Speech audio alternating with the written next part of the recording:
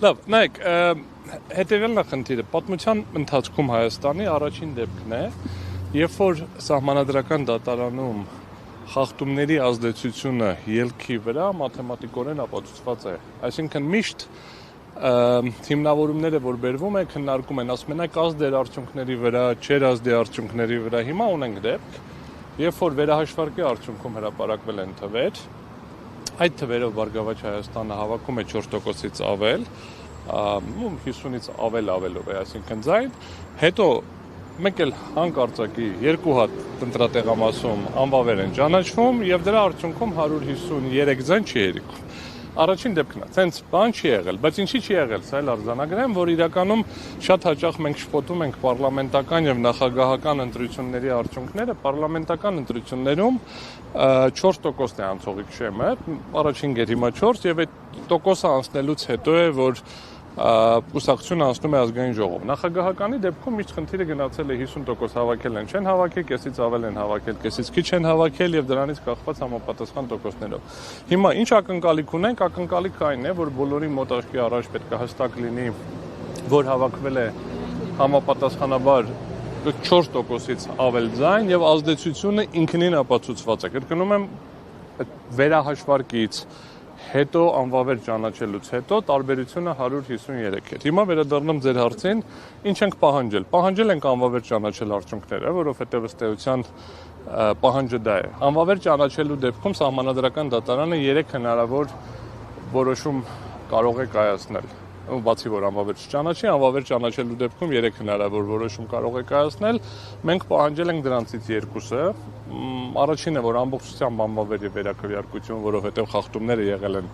շատ բազմաթիվ, վարչական ռեսուրսի օգտագործումը եղել է հսկայական, ինչքան էլ տարօրինակ չլինի,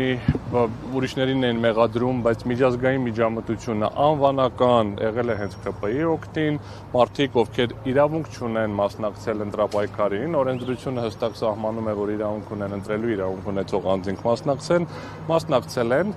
եւ ոչ միայն պնդել են աջակցել ԿՊ-ի տեխնացությունը, այլ նաև ԿՊ-ն է դա վերցրել եւ իր ընտրավշավի մաս դարձրել, խոսքը գնում է մի շարք այլ երկրների նախագահների կամ բարձրաստիճան պաշտոնատար անձանց կողմից ուղղակիորեն միջամտություն ներկայացնող այդ տեքստերը։ Չնայած էլ կրկնում եմ, իրենք էին պնդում, որ միջամտություններ կա ինչ-որ երկրներից։ Հիմա առաջին պահանջը եղել է դա, որ անվավեր ճանաչվի վերաքվեարկություն համապատասխանաբար ապահովելով իրավունքի գերակայությունը։ Խոսքը վերաբերվում է նաև արհեստական քրեական գործերին, բերման ենթարկելուն, սևացնելուն ուղղված պնդումներին եւ դրա ապոգեյը եղավ այսօր էր թե երեկ էր, 2 օր առաջ, երևի, երբ որ հարց տրվեց բանից օդանավակայանի ԱԱԾ-ի երեկ էր դա ապշեցնող ուղղակի մարդու իրավունքների, անհատական տվյալների պաշտպանության, պետության պարտավորությունների տգիտության գագաթնակետ է, ինչա նշանակում ԱԱԾ-ն երբ կուզի կտարածի այդ տեղեկատվությունը։ ԱԱԾ-ն իրավունք չունի որևէ տեղեկատվություն տարածել եւ բերվեց մեկ օր, դա այդ կտորի չէ ուզում անդրադառնամ, շարունակեց, ասեց այ մի անգամ էլ է եղել Եվ Անդրանիկ Թևանյան, ով ԲՀԿ ցուցակի երկրորդ համարն էր։ Այսինքն սա ուղղակիորեն ցույց է տալիս հենց վարչական ռեսուրսի ամենատիպիկ օրինակը։ Հետևաբար ակնկալում ենք վերաքվեարկություն օրենքով սահմանված ընթացակարգերով, պահպանելով ամբողջ կանոնները, բայց որպես այլընտրանք հաշվի առնելով, որ մաթեմատիկական, ինչպես նշեցի, ԲՀԿ-ն ուներ այդ 4%-ը, առնվազն մանդատների բաշխման այլ կարգ, որով ԲՀԿ-ն կանցնի ազգային ժողով։ Վերահաշվարկ չէ, վերաքվեարկություն, ուրիշ տարբերակ չկա։ Ուղղակի եթե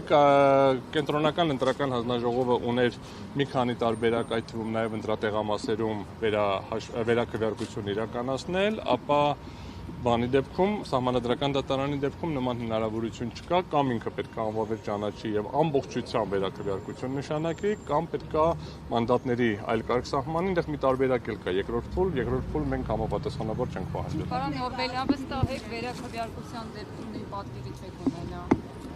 Նույն պատկերը, որ հստակեցնեք ինչի նկատի ունեք, 4% անցնել է թե ընտրախախտումները։ Ընտրախախտումներով գուցե նաև սահմանադրական մեծամասնություն վերցնի։ Նայեք, ինչ կլինի ընտրության արդյունքները, Տիկին Տոնյանը հստակ նշեց, դրանում չի խնդիրը։ Խնդիրը այն է, որպեսզի կարողանա ժողովուրդը իր ընտրությունը տեղ հարցնել։ Վերջին հաշվով, հիմա եթե ժողովուրդը կորոշի, որ պետքա գնա վերաքվեարկության ժամանակ այլ ձևով քվեարկի, ուրեմն կգնա այլ ձևով կքվեարկի։ Եթե կորոշի, որ պետքա այլ ձևով ի օգուտ ընդդիմության քվեարկի, ուրեմն ընդդիմությունը, երբ որ կլինի երրորդ ուժերի, չորրորդ ուժերի, ուրեմն չորրորդ ուժերի։ Խնդիրը հետևյալն է։ Այդ վերաքվեարկության ինստիտուտի ամբողջ իմաստը կայանում է հետևյալում. եթե տեղի են ունեցել խախտումներ, որոնք հնարավորություն չեն տալիս իրականում պարզել ժողովրդի կամքը, իսկ մենք խոսում ենք դրա մասին, ապա պետք է լինի վերաքվեարկություն, բայց ոչ թե ավտոմատ տեխնիկական, մեխանիկական գործողություն, այլ ապահովելով իրավունքի գերակայությունը այն սկզբունքները, որոնք կան։ Հետևաբար սահմանադրական դատարանի որոշման մեջ ակնկալում ենք ոչ միայն եզրափակիչ մասը, որ ասի վերաքվեարկություն ամբողջ Հայաստանում, այլ նաև այդ խախտումների արձանագրում, որպեսզի հնարավոր լինի բացառել այդ խախտումների տեղի ունենալը նոր գործընթացի ընթացքում։ Վստահ եմ արդյոք չեմ կարող երբեք ոչ մի բանի վրա վստահ լինել, բայց ընդհանուր սկզբունքը հետևյալն է. պետք է անենք մեր առավելագույնը, կլինի այն ինչ կլինի, բայց մենք պետք է բոլորս անենք առավելագույնը սահմանադրություն եւ սահմանադրական արժեքները պաշտպանելու համար։ Ո՞նք են լինելու ձեր գործողությունները, եթե սահմանադրական դատարանը ձեր սպասելիքները չարդարացնի, հա, չկայացնի որոշում։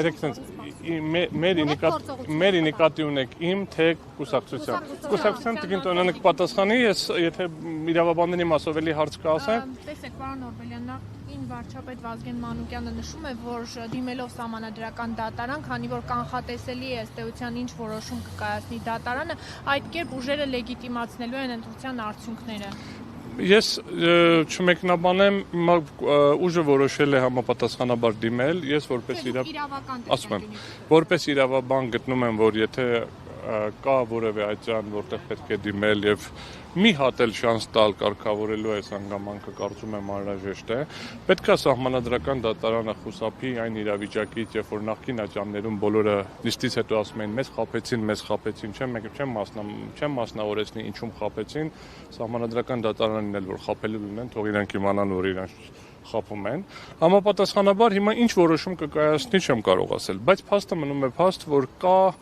շատ մաթեմատիկական դիմում։ Մաթեմատիկական, որ ասում եմ, շատ միանշանակ, աներկբա, հստակ, այսինքն այդ իմաստով։ Այստեղ մեր դիմում կա որոշակի հատվածներ, որտեղ ավելի ընդհանրական են խախտումները, որովհետև շատ են, ասենք, հա, վարչական ռեսուրսի օգտագործումը, բայց մնացած դեպքերում այս վերջին կտորին, թվաբանական կտորը շատ հստակ եւ միանշանակ է եւ բոլորի աչքի առաջ է լինելու, կտեսնենք։ Հիմա վերադառնալով լեգիտիմացնելու լեգիտիմությունը ինքը քաղաքագիտական, քաղաքաիրավական կատեգորիա է, նույն տրամաբանությամբ կարելի է պնդել չմասնակցենք ընտրություններին կլեգիտիմացնենք, նիստին կլեգիտիմացնենք, մյուս կողմից էլ կարելի է իհարկե համաձայնվել ասելով, որ ցանկացած իրավական գործընթացի մասնակցություն ցույց է տալիս որոշակի վստահության էլեմենտ, բայց քանի որ գործող սահմանադրության շրջանակներում այլ ընթացակարգեր առկա չեն, մի հատ ընթացակարգ փորձեցին գործընկերները միասնության թևերից, այն վերջին երկու որոշումներից երկրորդը բողոքարկում է սահմանադրական դատարան, բայց այն մեծ որոշումը, որտեղ երկար ինչ-որ նկարագրել էր իրարահակած պնդումներով կենտրոնական ընտրական հանձնաժողովի այդ որոշումը, դա փորձեցին վարչական դատարանը համապատասխանաբար չընդունեց։ Հետևաբար այլ իրավական գործընթաց կան դա, մենք այս պահին հրատապ չենք տեսնում, ինչը չի բացառում մնացած բոլոր իրավաչափ օրենքի շրջանակներում տեղի ունեցող գործընթացները, եթե պատասխանեցի ձեր օրենքը։ Ներկայացուցիչները 3 հոգով ենք, ես եմ, իմ գործընկերն է Վահեն Գրիգորյան եւ Էլինա Վարդանյան, ըստ էության օրենքը թույլ է տալիս 3 հոգու, մինչեւ 3 հոգի ներկայացուցիչ ունենալ, մեզնից ով կներկայացնի որ մասը արդեն տեղում աշխատանքային ռեժիմով կորոշենք։ Մանդատների այլ կարգ սահմանելը նշանակում է հետևյալը. եթե սահմանադրական դատարանը գա եզրահանգման, որ կենտրոնական ընտրական հանձնաժողովը իրավասու չէր անվավեր ճանաչել այն երկու տեղամասերում արդյունքները, ապա բայց այն մնացած արգումենտների հետ չհամաձայնվի, որոնք իմ կարծիքով պակաս ուժեղ չեն, պակաս միանշանակ չի այդ ազդեցությունը, ապա պետք է գա եզրահանգման, որ իրականում ձայների այլ բաշխում է լինելու եւ արկա այս վերջին որոշման բաշխման փոխարեն պետք է այլ թվեր լինեն, ըստ էության Բարգավաճ Հայաստան կուսակցությունը կստանա, եթե չեմ սխալվում, հաշվել է 5 կամ 4 մանդատ, այսինքն անցողիկ շեմով 5 մանդատներ ոնց որ անցնում, ԿՊԻ-ներ պակասում եւ օպոզիցիոն ուժերից էլի մեկը մի մանդատ կորցնում էր, բայց ըստ էության այն բաշխումը կլինի, որը կլիներ, եթե անվավեր չճանաչվեին եւ ձայները բաշխվեին այդպես։ Եթե